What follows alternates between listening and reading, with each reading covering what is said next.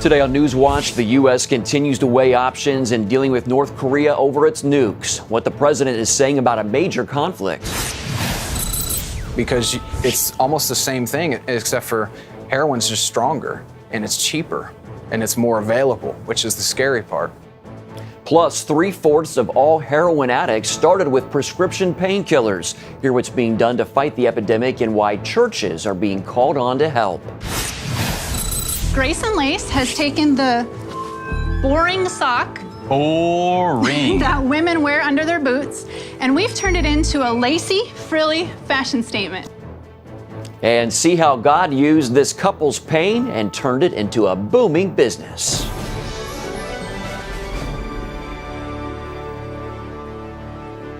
Thanks for joining us for CBN NewsWatch. I'm Mark Martin. President Donald Trump said Thursday a major conflict with North Korea is possible in the standoff over its nuclear and missile programs, but he would prefer a diplomatic outcome to the dispute. Dale Hurd has the story.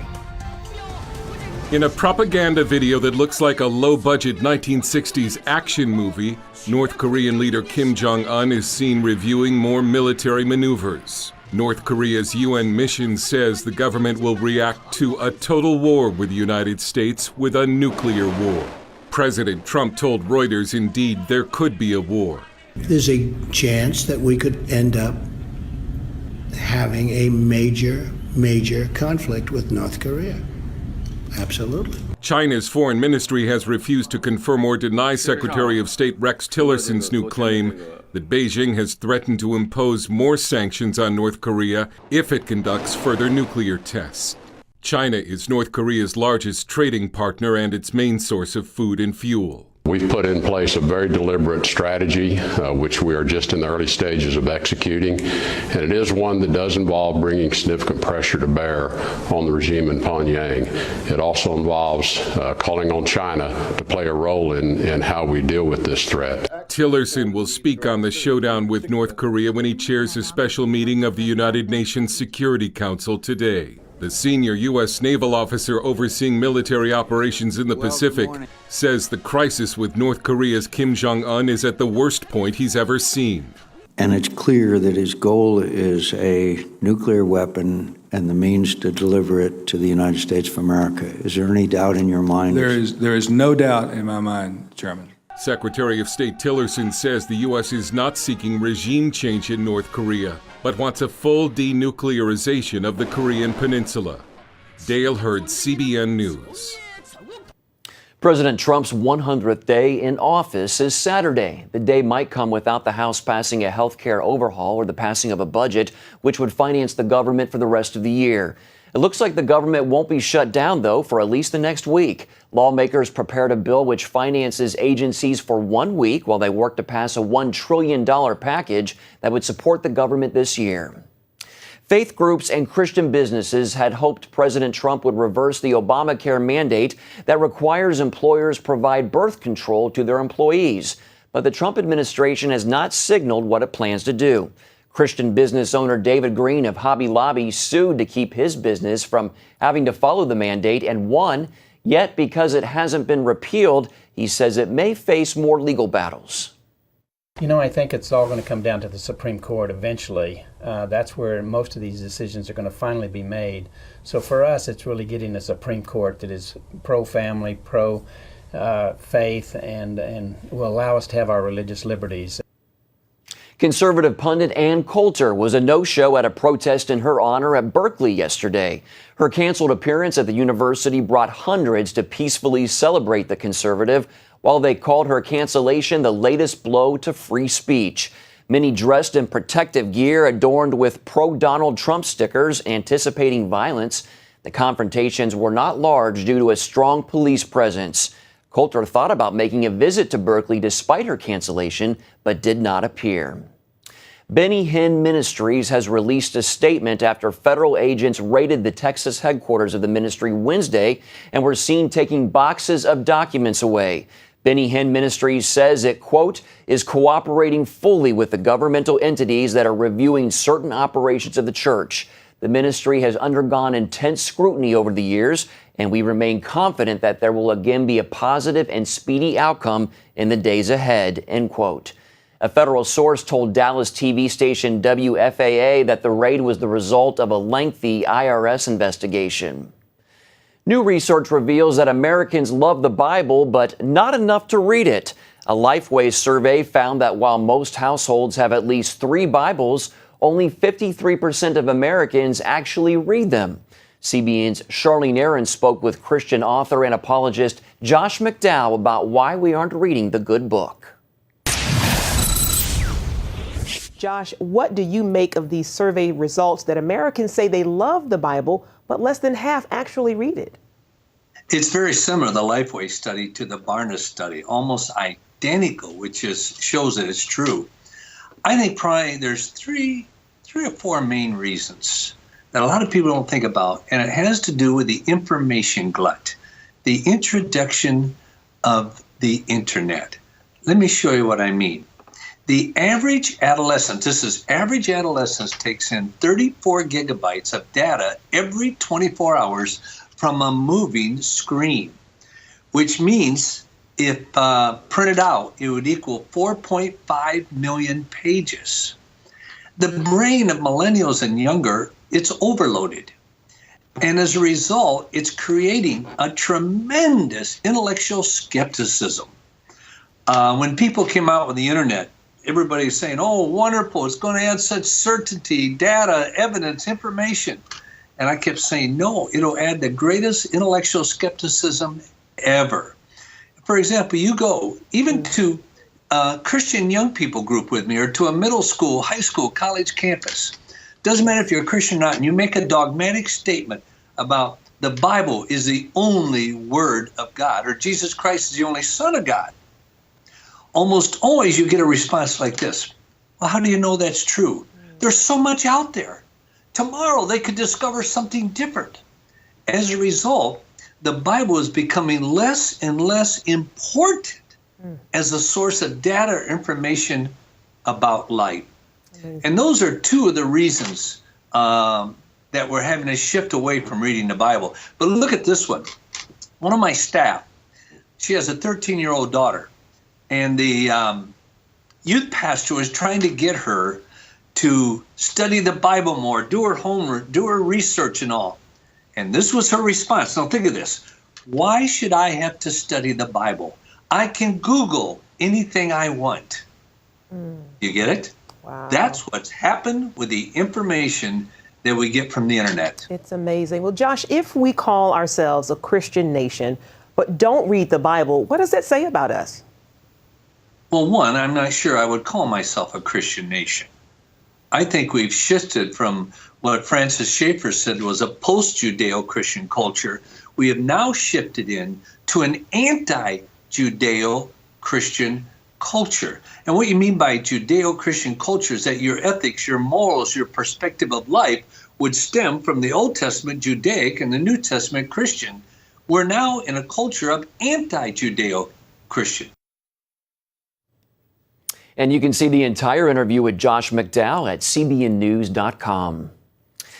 Coming up, opioid addiction is sweeping the United States. Still ahead, CBN News investigates what's being done to fight this epidemic. An estimated 91 people die every day in America from opioid overdoses, although the real number is probably much higher. Opioids are types of drugs that include heroin and its chemical cousins, prescription painkillers. As Lori Johnson shows us, this widespread epidemic is especially bad in the heartland state of Ohio, which has 11% of the nation's heroin deaths. Ohio police discover a 4-year-old with his grandmother and her boyfriend both overdosed on heroin. Scenes far too common these days, especially in America's rural areas. Heroin is transforming wholesome small towns across the Buckeye State. For example, here in Marion, one of the hardest hit areas, police responded to 12 heroin overdoses in just 3 days. Matt Gossard fought a heroin addiction for 5 years. And the drugs, they just completely deaden any emotions that you have. I turned to crime. I turned to anything I had to do to get the drugs. I started selling drugs. Like 3/4 of all heroin addicts, Matt's descent started with prescription painkillers. Because it's almost the same thing, except for heroin's just stronger, and it's cheaper, and it's more available, which is the scary part. Ohio Attorney General Mike DeWine created a specific heroin unit to take on this epidemic. He says the drug no longer comes from faraway places like Afghanistan. A number of years ago, the Mexican cartels decided to grow the poppies there. They process it down there. They turn it into heroin. They bring it across our southern border, and they bring it into Ohio and into other states. The desire for the ultimate high has led to even deadlier concoctions, including the synthetic painkiller fentanyl and elephant tranquilizer carfentanil. We'll see sometimes in a weekend one community where there'll be 5, 10, 15 people die. DeWine wants education on this problem starting as early as kindergarten. He's also gone to Ohio's church leaders for help. The programs that work, the treatment that works, many times has a faith-based component part to it. Matt can vouch for that. After a number of failed attempts, the Christian Treatment Center finally made the difference. I believe that Jesus Christ is the only answer. I believe that there is no other answer other than Christ. He now leads a Christian recovery ministry that works with the Attorney General and pastors across Ohio to ensure each church in the state offers an addiction specialist. There's somebody in every church in this state that has been affected by addiction, I guarantee it. Here at the state capitol in Columbus, officials are clamping down on where many believe heroin addiction starts, in the doctor's office. Now, physicians are only allowed to prescribe 1 week's worth of painkillers or risk losing their license to practice medicine. The law only applies to short-term pain relief, such as the kind following surgery. Before, doctors would often prescribe enough for a full month. We had a number of pharmaceutical companies that developed pain meds, and they were pushing those out, and they were telling the doctors, these are not very addictive. Turns out they are very addictive. Doctors can still prescribe painkillers for people with chronic or long-term pain, but is that the right treatment? Dr. Vibhor Krishna, a neurosurgeon at the Ohio State Medical Center, says they can cause memory loss and constipation. These pain medications are not that effective if you take them long-term. Plus, what it does is it inhibits the body's internal pain control systems. Dr. Krishna recommends non-opioid pain relief, including surgery, acupuncture, steroid injections, weight loss and exercise, heat, and an anti-inflammatory diet high in vegetables, low in sugar. Still, pain meds are extremely common among the 100 million Americans with chronic pain. It was constant. It was all the time. I never had any time without pain. Despite her chronic back pain, Andrea Flannery refused to take opioids. It's too easy to get hooked on the pain medicine. I know a lot of people that have, and it destroys your life. Instead, Dr. Krishna implanted a small electrode on the surface of her spinal cord. It receives pulses from a little pacemaker, therefore blocking the pain impulse. A typical patient would be someone who has had back surgery before, are still having back pain and leg pain, and are taking a significant amount of pain medications. Most patients with stimulators experience some relief, about a third pain-free. It's been night and day. It's been wonderful. I don't even really notice that I have it in. You get used to the feeling. So while the heroin crisis rages, people are fighting back with awareness, Christ-centered treatment, and minimizing pain pills. Lori Johnson, CBN News. Up next, see how this couple used a whole lot of grace and a little lace to create a booming business. Welcome back. The show Shark Tank pairs entrepreneurs with business moguls who can provide the expertise and funds to make dreams come true. But as you've likely seen, it isn't always easy to get the shark's approval. For the Texas couple behind the brand Grace and Lace, they knew when they went into the tank they would be just fine. Ephraim Graham sat down with the Hennets for this week's Studio 5 interview. Grace and Lace has taken the boring sock that women wear under their boots, and we've turned it into a lacy, frilly fashion statement. Rick and Melissa Hennett were season 5 contestants on ABC's Shark Tank. Yeah, but we came in with a strategy and we knew who we wanted. So it wasn't indecisive, not at all. I'm going to revise my offer. I'm going to change the offer to give you exactly what you asked for. They left with a deal. 7 years later, the Austin couple run a booming business. Let's see what they're up to now. We always knew that Barbara would make the perfect partner for us. Not only has she given us incredible advice, she has opened up incredible business opportunities for us. What you didn't see on the show is the painful story behind the knitted socks. Start in 2010, you married, find out you're expecting a child. What happens? Take me back to that. About halfway through the pregnancy, I was at a routine doctor's visit, and suddenly the doctor looked at me, and I could tell something was wrong. Just from the look? Yeah, and she said, "Melissa, you're going to give birth to your little girl within 24 hours, and she's not going to survive." And I was rushed into emergency surgery. Rick was actually out of town, and they wheeled me right from the doctor's office in a hospital bed straight into emergency surgery. And the doctor said, "Well, we'll do all that we can to try to save her, but chances are very, very slim. And if she does, if the surgery is successful, you'll remain in the hospital for the duration of the pregnancy, so 4 months." Do you make a conscious decision that you're not going to be upset or angry, or what happened? I think I was determined not to let fear set in. Knowing the timeline of 4, potentially 5 months of laying like this in the hospital, I had to keep my mind positive. I had to keep focused. To keep busy on bed rest, Melissa picked up a hobby, knitting. I started with a vision to make this baby girl blanket. And that's how time went past for me. Things started to take a turn for the worse. Everything was going great. We had no doubt. I mean, Rick and I were so full of faith. We just saw this as really just a hurdle. You know, our story's going to be a little bit different. And this girl, baby girl, is going to come into a world with a story that's a miracle testimony, really.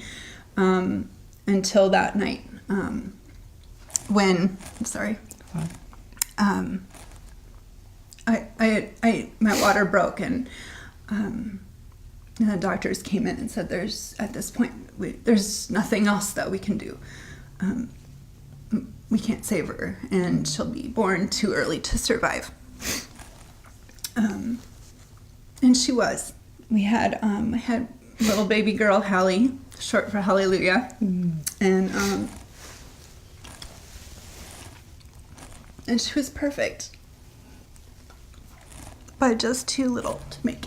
I'm curious, what were your prayers and conversations with God like?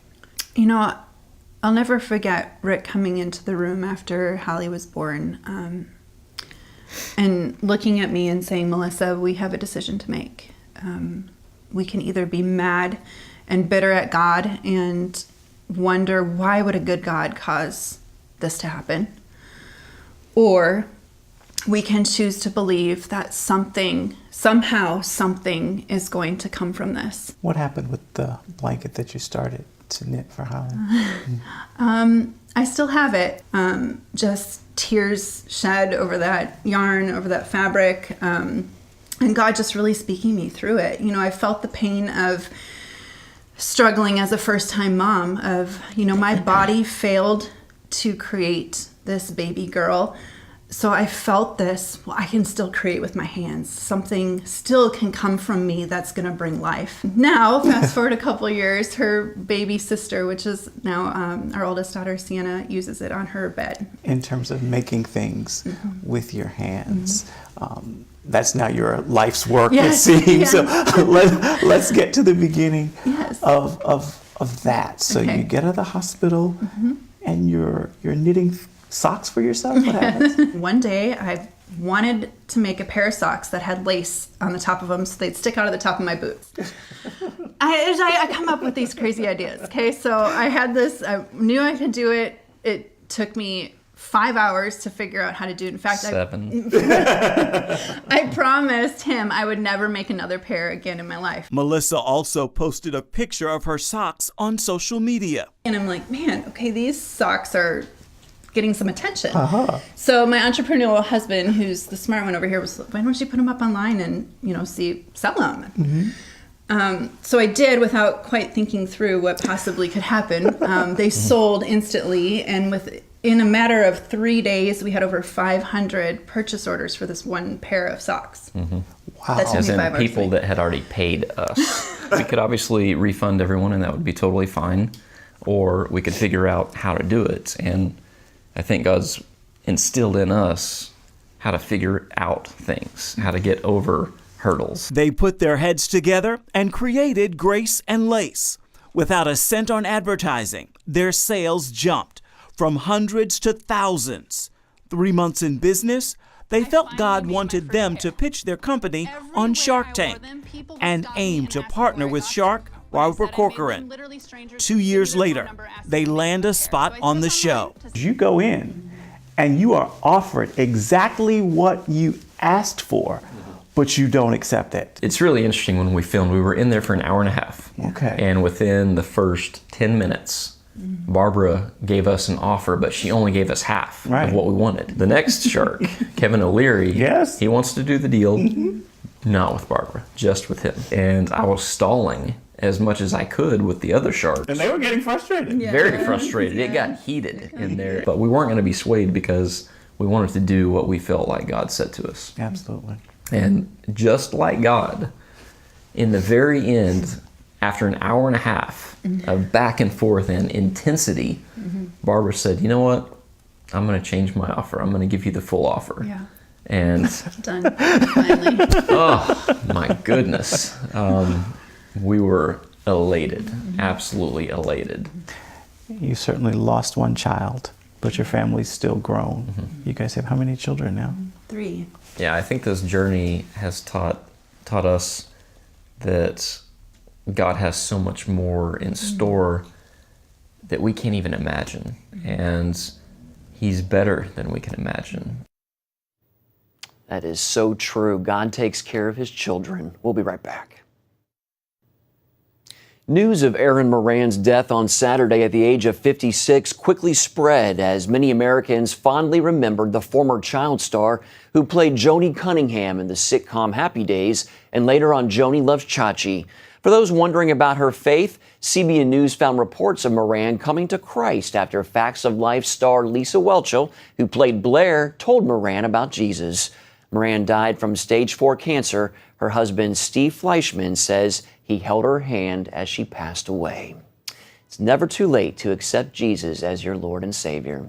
Well, that's it for now on CBN NewsWatch. You can find more of our exclusive coverage of the issues you care most about at cbnnews.com. Have a great day. Thanks again for watching. Take care.